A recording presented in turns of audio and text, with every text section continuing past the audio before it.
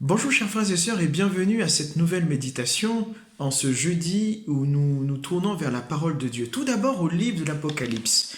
Nous contemplons dans le chapitre 5 ce verset où il nous est dit que toi l'agneau immolé, tu as racheté pour Dieu par ton sang des gens de toutes langues, peuples et nations.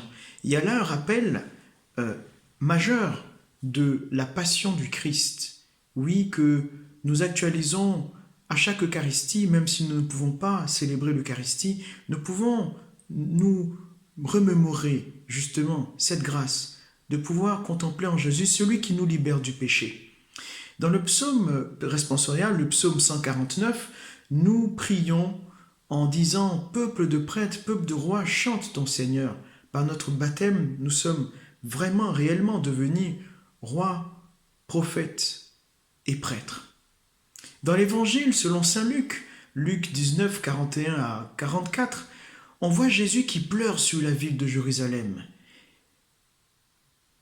Voyant la ville, il pleura sur elle en disant « Ah, si toi aussi tu avais reconnu en ce jour ce qui te donne la paix. » Frères et sœurs, le Christ nous donne la paix, il est la source de notre paix. Ne l'oublions pas, revenons sans cesse à lui.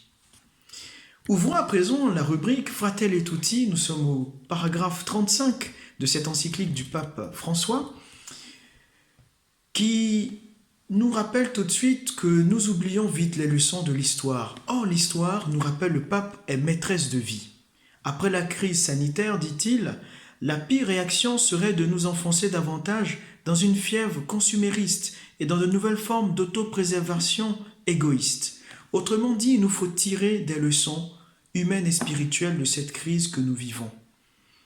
Durant tout ce paragraphe, il poursuit en disant « Plaise au ciel que ce ne soit pas un autre épisode grave de l'histoire dont nous n'aurons pas su tirer leçon.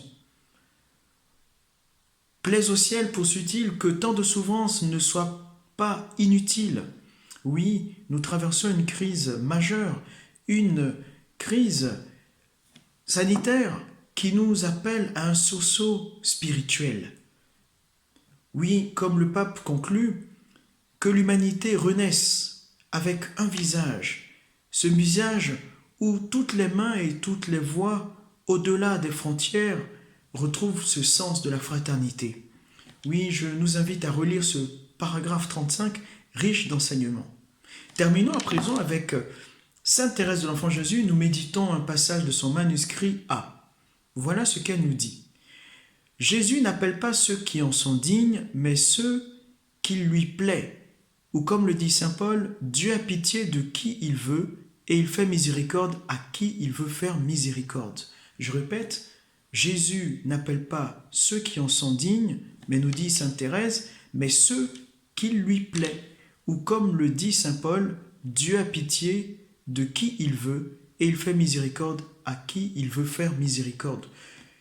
Demandons au Seigneur, comme la Vierge Marie, comme l'a dit saint Paul, qu'il tourne ses yeux de miséricorde sur nous, invoquons cette miséricorde dans notre prière pour le monde entier, que par la miséricorde de Dieu, nous puissions toujours retrouver ce chemin de la conversion, ce chemin essentiel du Seigneur, ce chemin de la joie.